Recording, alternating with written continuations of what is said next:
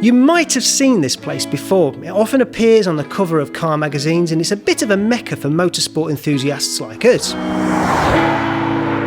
The circuit's a rough triangle between three villages with unpronounceable names for an Englishman, based just outside Reims in northern France.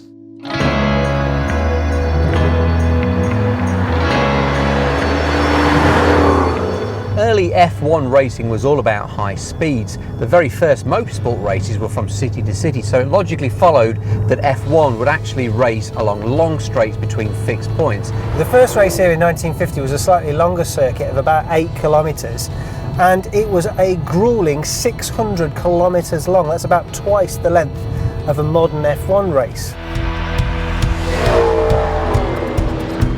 The speeds they must have achieved down here must have been absolutely colossal.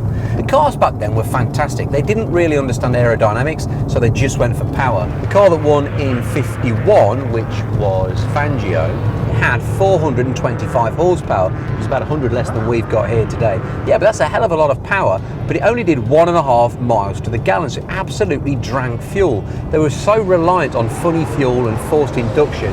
I think it's fantastic. Daryl's trousers are now set to DRS enabled and we're off on a hot lap of the historic Reims F1 circuit. Now the nice thing about the Quattroporte is the styling. Of course, it's quite distinctive and it's very stylish, but it's also slightly restrained, and we like that. It isn't too shouty, but what is shouty is this engine.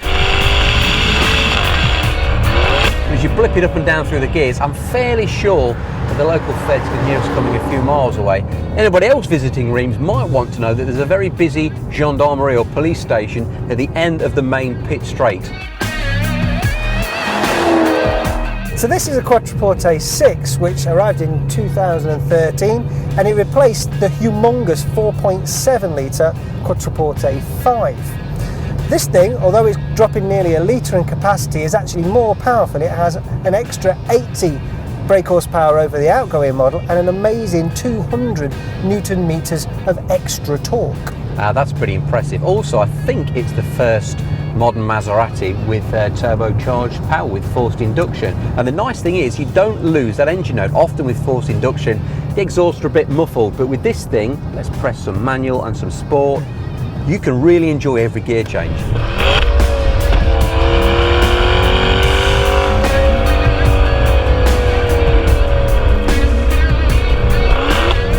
Down here, tight down here. Are you sure? Down No, I've got no sense of direction. No, I'm sure. Honestly, this was it in 1953. This is fine.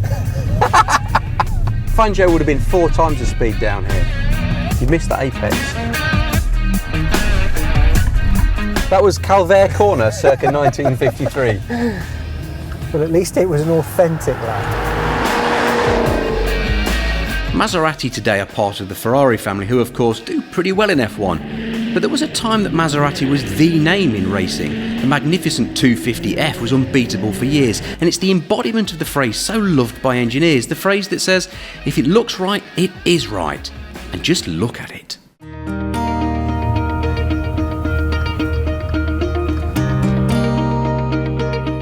This is the memorial to Mussy. The guy who died chasing his debts. Yeah, he was broke, and the French Grand Prix at the time had one of the highest cash prizes out of all of them. And he really needed to win this one, and he just pushed that little bit too hard.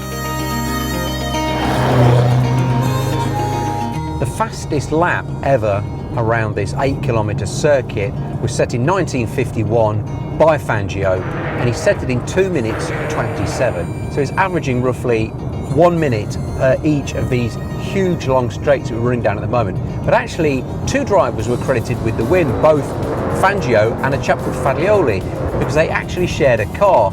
Fangio's car had technical problems halfway through with fueling, so he switched cars with Faglioli, and under the rules that meant that both drivers had to be credited with the win. Race weekends here must have been spectacular. Formula One races supported by sports cars and junior race series, drivers often competing in multiple races on the same day, irrespective of fatigue or the hangover of last night's champagne. The names that came, Stirling Moss, Hawthorne, Fangio, people like the tragic Luigi Musso, characters that the more you learn about them, the somehow more colourful and exciting they become. It's easy to knock modern F1, but compared to these golden years at venues like this, well, it's all a bit one-dimensional.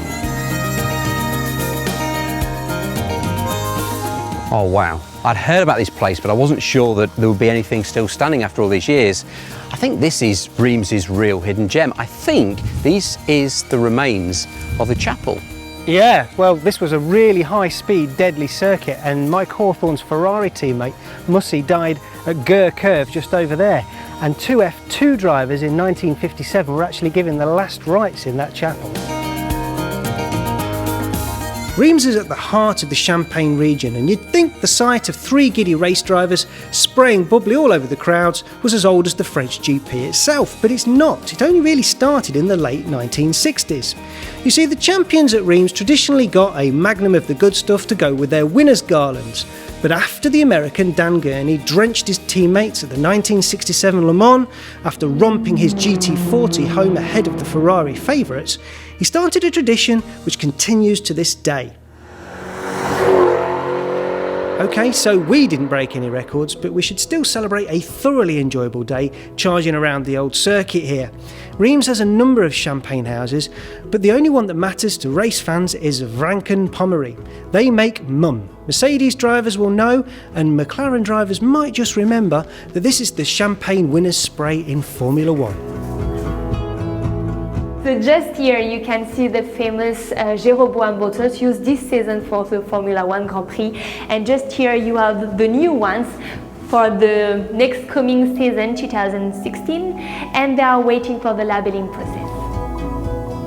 The bottle itself is unique, the labelling is unique. You've probably noticed this on F1, but on the official winner's bottle it has got mum, but when Kimi is necking it, it's also the right way up there as well. So it's very clever.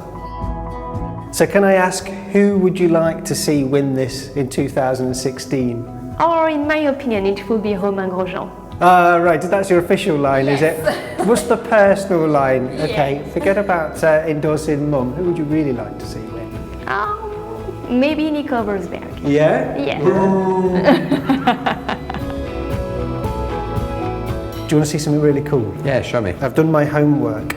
If you look down the bottom there, you can actually see the sediment, and that will be taken out by freezing the neck, and under pressure will be removed, degumstible or something like that it's called, and that's taken out before you get the completely sediment and clear champagne. Wow.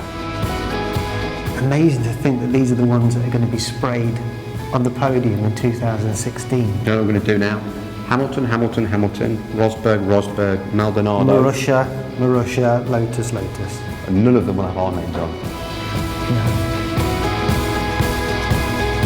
I'm going to sound a bit like the tourism department of Reims now, but trust me, this place makes a fantastic weekend escape for the petrolhead. Little traffic, great driving roads, good food, history under your feet, and a glass of champagne in your hand. Formula 1 may never return to France, but we certainly will. Au revoir.